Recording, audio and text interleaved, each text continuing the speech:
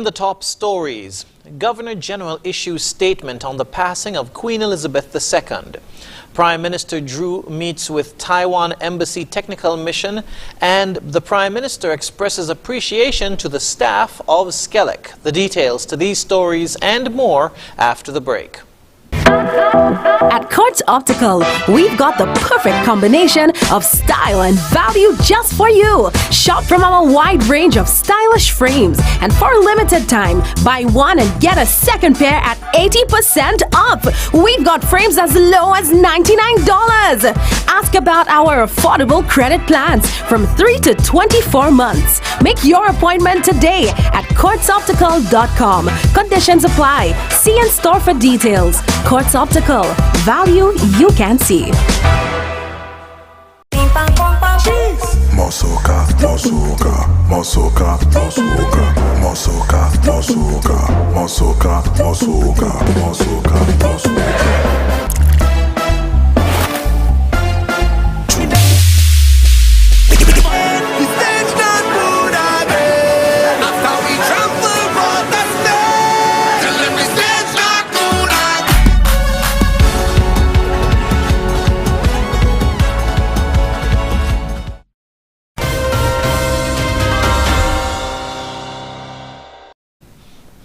Hello and welcome to the ZIZ Major Newscast. I'm Jason Davis. The following is a statement from Government House. His Excellency the Governor General, Sir S.W. Tapley Seaton, GCMG CVO QCJP LLD, has been officially advised of the passing of Her Majesty Queen Elizabeth II. The Governor General has expressed great sadness at her passing. His Excellency the Governor General has also advised the Honorable Prime Minister, Dr. Terence Drew, MP, of the death of the Sovereign and Head of the Commonwealth. Acting in accordance with established protocol, all flags in the Federation will fly at half-mast until the day after the funeral. Her son, the heir to the throne, His Royal Highness Prince Charles, has been proclaimed as king. Further information will be provided as it becomes available. The Embassy of the Republic of China, Taiwan, convened a special meeting on Wednesday at the Taiwan Technical Mission at Needsmust to update the members of the Federal Cabinet on various programs and projects being undertaken by the mission in St. Kitts and Nevis. Giving a brief introduction, resident Taiwanese ambassador, His Excellency Michael Lin, indicated that the Taiwan government invests more than $2 million each year in various projects undertaken by the technical mission. These projects include the Enhancing Agricultural Adaptive Capacity to Climate Variability Project, the Solid Waste Management and Recycling Project, the Capacity Building Project for the Prevention and Control of Chronic Metabolic Diseases, the Renewable Energy Dispatch Special Project, the Women's Employment, Entrepreneurship and Financial Inclusion Project, the Digital Identification Card Verification Project, and the Mandarin Teacher Dispatch Project. Prime Minister the Honorable Dr. Terence Drew commended Ambassador Lin and his team for the work being undertaken, noting that, quote, the Republic of China, Taiwan has become a household name for your significant contributions in the various areas that were demonstrated, end quote. Speaking as Minister responsible for health, Prime Minister Drew said he was heartened to learn more about the capacity building project for the prevention and control of chronic metabolic diseases. I would say that and be frank with our people. We need to do work. We cannot continue like this with the rates of hypertension, obesity, and diabetes. We need all the cooperation that we can have, and we will do our part from the government's level and as the Minister of Health to see how we can help to curb these numbers. Otherwise, even with a new hospital, we may not be able to handle all of the complications from these diseases. So I want to thank you for that. The Prime Minister stated that his administration will aim to strengthen cooperation and friendship for each other. He also expressed gratitude. So I want to thank you very much and to really say to you, to extend my gratitude to your President and your government and the people of the Republic of China and Taiwan for what they have been doing in terms of cooperation and helping us to have, I think I saw there, a brighter future. In addition to the projects named, St. Kitts and Nevis has benefited in a number of other areas such as tourism, national security and education as a direct result of its relationship with Taiwan. St. Kitts and Nevis and the Republic of China Taiwan formally established diplomatic relations in 1983. During a visit to the power station at Needsmust Estate on Wednesday, Prime Minister the Honorable Dr. Terence Drew expressed his appreciation and support for the staff there. The Prime Minister's visit to the power station comes as the St. Kitts Electricity Company, or SCELEC, began a load-shedding exercise on Monday as a result of a failure of the alternator of one of the company's main generators. According to SCELEC, that failure, as well as overhauls and other equipment failures, reduced the power plant to half of its capacity. While Prime Minister Drew said that he empathizes with the concerns of the thousands of electricity consumers on the island, the work being undertaken by the staff at Needsmust Power Plant should not be understated. He's quoted as saying, "I want the country to appreciate what you all are doing here. You guys work in these shops. People are just seeing electricity when they press a switch, but they don't understand that there are real people here who have to go sometimes beyond the call of duty to make sure that they can turn on a switch or get a glass of cold water or iron a shirt. So I want you all to know that we appreciate all that you're doing." End quote. To alleviate some of the load shedding that is currently being experienced, the federal cabinet approved the purchase of additional generation capacity. And to resolve the problem in the long term, the cabinet has also agreed to facilitate the purchase of dual fuel high power density generating sets. In other news, the calendar of events for the 39th anniversary of independence of St. Kitts and Nevis has been released. The first event is the start of the National Colors Week, which kicks off on Friday, when persons are asked to wear the color green. Cabinet members are also slated to visit primary schools located in the East and West zones. The Bastyr zone will be done on Tuesday, September 13, while Wednesday, September 14 is slated for high schools. The Prime Minister's Independence Lecture Series is slated for September 14. On National Heroes Day this year, there will be 2 National Heroes Day observances, one at the National Heroes Park at 8 a.m. and the other at the R.L. Bradshaw Memorial Park in St. Paul's at 4 p.m. Independence Day, September 19, will feature the Independence Day Military Parade. The Independence State Service is slated for Sunday, September 18 at the Antioch Baptist Church. A National Heroes Day concert is set for September 16 in Nevis, and an Independence Freedom concert is slated for Friday, September 30 in St. Kitts. Other activities are listed on the calendar and can be viewed on ZIZ's social media platforms. Independence is being celebrated under the theme Refocus, Recreate, Redesign, Independence 39.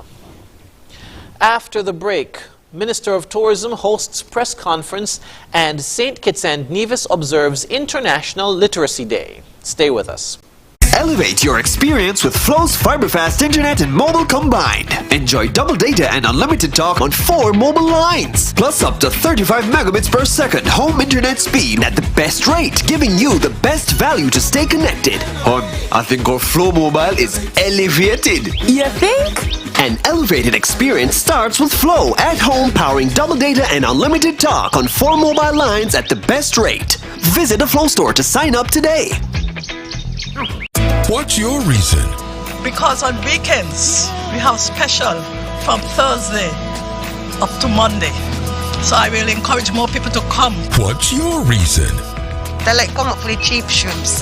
You know, cheap things good now when I get. There's always a great reason to shop at Hortsport's Value Mart IGA. You could find the products that you really need. Hortsport's Value Mart IGA, where Price matters most. Shop smart at Value Mart.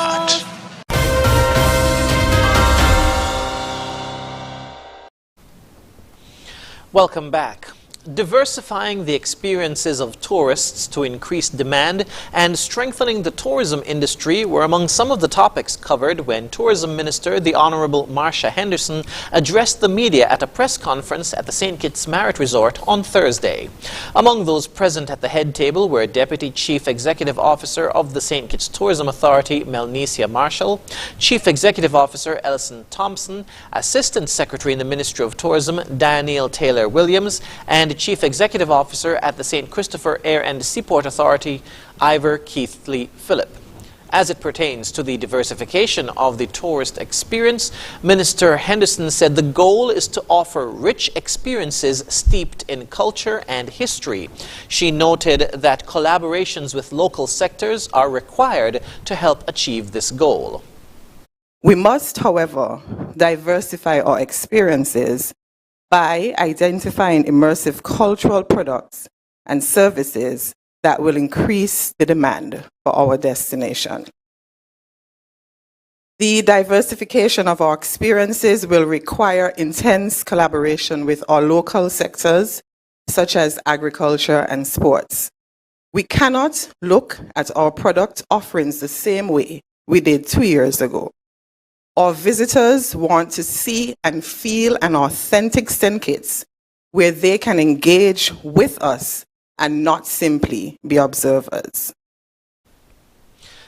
Minister Henderson also announced that a new campaign will be launched in New York later this month to ramp up marketing efforts for the destination. It is time to combine our efforts to continue the rebuilding process. Later this month, the St. Kitts Tourism Authority will be launching a new campaign in New York on September 20th to increase visitor interest in our destination. This new campaign will ensure that St. Kitts features in all arenas as one of the premier Caribbean destinations for travelers. Our marketing efforts, coupled with our ability to deliver award-winning experiences, is paramount to our success.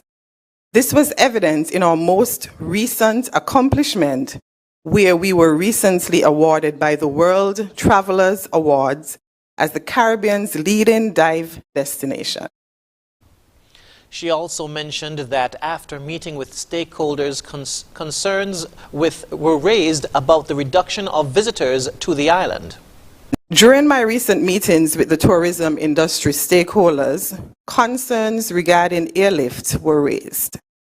As the current situation stands, the number of persons flying into our country is reduced. This is because of some of our flights are seasonal, while others take a break during the summer months. For example, the American Airlines flight from Charlotte and the Delta flight out of Atlanta are currently on break.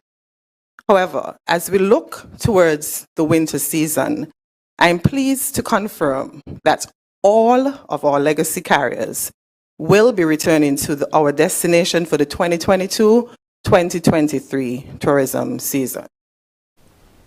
The press conference was aired live on ZIZ TV and was streamed live on www.zizonline.com. On Thursday, St. Kitts and Nevis joined countries around the world in commemorating International Literacy Day. The day was held in conjunction with UNESCO under the theme Transforming Literacy Learning Spaces. In an address to mark the day, Minister of Education, the Honorable Dr. Jeffrey Hanley, said the theme was significant and activities provide opportunities to rethink the importance of literacy learning spaces. As we celebrate literacy, we ponder on the chances for change, true transformation of the learning spaces that will allow us to address any remaining literacy challenges. True literacy is not just about formal education in the physical brick and mortar spaces.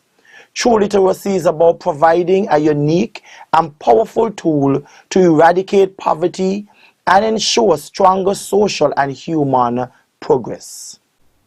He said the ability to achieve literacy should never be taken for granted.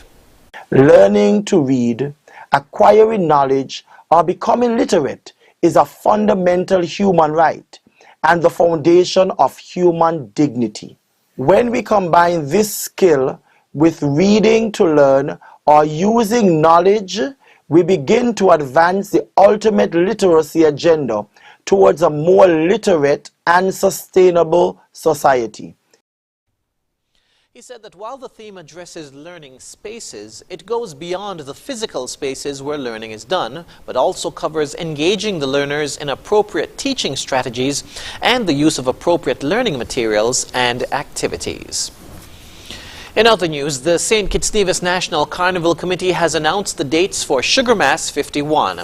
In a press release, the committee said that Chairperson Shannon Hawley stated that the month-long festivities will begin on Friday, December 2 and conclude on Tuesday, January 3, 2023, with the announcement of winners and the last lap parade through the streets of Basse-Terre. During the carnival period, all major events, which include the National Carnival Pageant, Panorama, Soca and Calypso Monarch, Juve, Junior Parade and the Grand Parade will be staged. The statement said that the calendar of events will be released in the near future. Registration for all stakeholders ends on Friday, September 9 and can be done online at skncarnival.com or in person at the National Carnival Committee's office in the E.C. Daniel Building on Keon Street. Meanwhile, the Carnival Committee will begin a series of stakeholder meetings in September to update key participants of the plans for Sugar Mass 51. According to Carnival Committee Chair Shannon Hawley, Grand Parade troops, Juve troops, music bands, event promoters, vendors, Soca Monarch artists and Calypsonians will be included in the initial conversations. She encourages all to complete their registration by the September 9 deadline, which can be done online or in person, to ensure early preparations and the dissemination of information to all stakeholders. According to a release, in light of the fact that Carnival returns to its original full format this year, additional planning is necessary to ensure a smooth flow of events. The slogan for this year's festivities is Celebrate as One for Sugar Mass 51 by Zawani Morton. Coming up in regional news, Antigua and Barbuda's Plant Protection Board sworn in and 15 samples tested for monkeypox to return positive. The details when we